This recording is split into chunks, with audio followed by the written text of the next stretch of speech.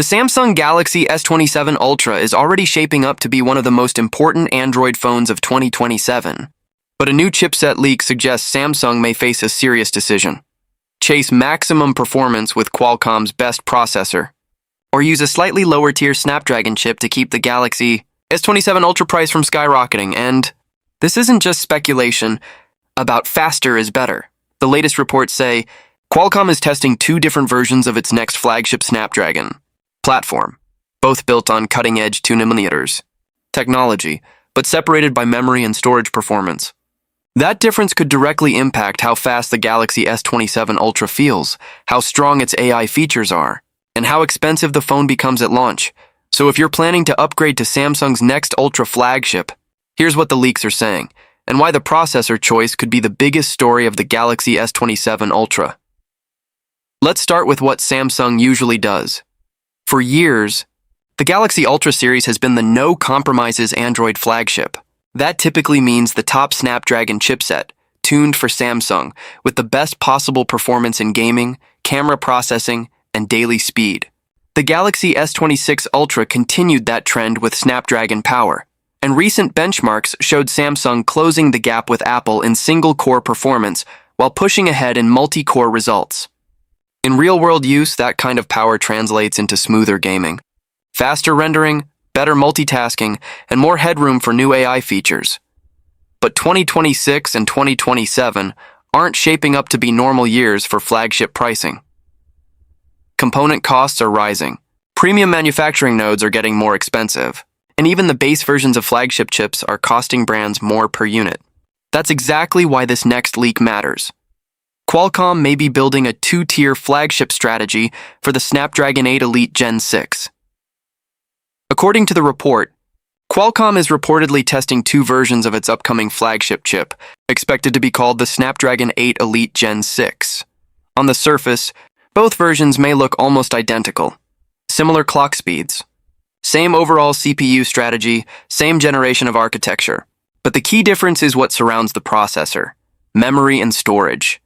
One version is said to use LPDDR5X RAM, which is already common in today's high-end Android phones. The other, more premium version, often referred to as the Pro model, is rumored to step up to LPDDR6 memory, which would offer higher bandwidth and better efficiency. That might sound like a small change, but memory speed can have a huge impact on how a flagship phone performs in real life. Faster memory improves how quickly apps load assets, how smoothly heavy multitasking runs, and how responsive the system feels during high-demand tasks. And in 2027, the biggest demand driver is expected to be AI. The leak also claims the Pro version will support faster UFS 5.0 storage. And that's a big deal because storage speed affects everything: app launches, file transfers, image processing pipelines, game loading times, and even how quickly AI models can load and run locally on device. So even if both chips share similar clock speeds, the Snapdragon 8 Elite Gen 6 Pro could still feel faster, especially in the kinds of tasks Samsung markets heavily on the Ultra series: generative AI features, real-time photo enhancement, computational video, advanced multitasking, and high-refresh gaming.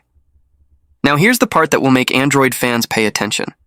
Both versions are expected to be manufactured on TSMC's advanced 2nm process. A 2nm Snapdragon chip is the kind of upgrade that usually brings two major benefits at the same time: more performance and better power efficiency. In theory, that means the Galaxy S27 Ultra could deliver faster speeds without sacrificing battery life, or deliver similar speeds with noticeably better endurance. That's exactly what buyers want from a next-gen Ultra flagship, especially one with a massive display, heavy camera processing, and always-on AI features. But there's a catch. A 2nm chip is expensive to manufacture, and the Pro version could be extremely expensive. Earlier rumors suggest the Snapdragon 8 Elite Gen 6 Pro could cost brands over $300 per unit. If that number is even close to accurate, it explains why Qualcomm would offer two versions in the first place. Because if the Pro chip is that costly, phone makers have two options: raise phone prices significantly, or roost the non-Pro chip to control costs while still advertising next-gen Snapdragon performance. And that brings us back to Samsung. If Samsung uses the Snapdragon 8 Elite Gen 6 Pro in the Galaxy S27 Ultra, the phone could become one of the fastest Android devices ever made. with top-tier AI processing and the best possible storage and memory performance. It would also match the Ultra branding perfectly. The absolute best. No compromises, regardless of price. But if Samsung goes that route, the Galaxy S27 Ultra price could jump sharply, especially when you combine the cost of a 2nm chipset, faster RAM, UFS 5.0 storage, premium camera hardware, and Samsung's increasing focus on AI features that require more powerful processing. On the other hand, if Samsung chooses the standard Snapdragon 8 Elite Gen 6, still a flagship chip, still 2nm, still extremely fast, but paired with LPDDR5X and potentially slower storage, Samsung could keep the starting price more competitive. That would make the phone easier to sell at scale and could soften the sticker shock that many buyers are already feeling in the premium smartphone market.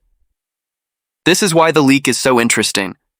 It suggests Samsung might have a real choice for the first time in years. 2 flagship Snapdragon options, 1 premium maxed and 1 slightly more affordable. Now, let's be clear about what inferior means here. Even the non-pro Snapdragon 8 Elite Gen 6 would likely be faster than the Snapdragon 8 Elite Gen 5. And the Gen 5 itself is already more than powerful enough for most users, social media, content creation, gaming, and everyday multitasking. Modern smartphones are already fast, and for the vast majority of people, the difference between ultra-fast and slightly less ultra-fast may be hard to notice. Outside of benchmarks and extreme workloads, but ultra buyers aren't always most people. The Galaxy S Ultra customer is often the person who wants the absolute best camera pipeline, the strongest gaming performance, the smoothest UI under load, and the most future-proof hardware for years of updates. That customer also tends to keep an eye on specs like RAM type and storage generation because those specs affect long-term performance, not just day one speed, and that's why Samsung's decision matters so much. If Samsung chooses the Pro chipset, it can market the Galaxy S27 Ultra as the definitive AI-first Android flagship with the most advanced memory and storage stack available. That plays perfectly into the 2027 narrative where on-device AI features will be a selling point, not a bonus. But if Samsung chooses the standard version, it can market the S27 Ultra as still flagship level, still 2nm, still Snapdragon Elite, while defending a more reasonable price tag in a market where consumers are increasingly sensitive to cost, and that sensitivity is real. Smartphone prices are rising across the board, and the trend isn't slowing down. Even Apple is expected to raise prices on upcoming iPhones, and when Apple adjusts pricing, the entire premium market shifts with it. That sets the stage for 2026 and 2027 to be 2 of the most expensive years in flagship phone history, whether you buy Samsung, Google, OnePlus, or Apple. So what's the smartest move for Samsung? If Samsung wants to protect the Ultra brand, the easiest answer is use the Snapdragon 8 Elite Gen 6 Pro, charge more, and position the Galaxy S27 Ultra as the ultimate no-compromise Android phone. But if Samsung wants to protect sales volume and avoid pushing loyal users out of the upgrade cycle, the smarter long-term play could be offering 2 performance tiers, either through different storage configurations, different regional models, or even a separate Ultra Plus type strategy where buyers choose what matters more, maximum performance or a lower price. Because here's the truth.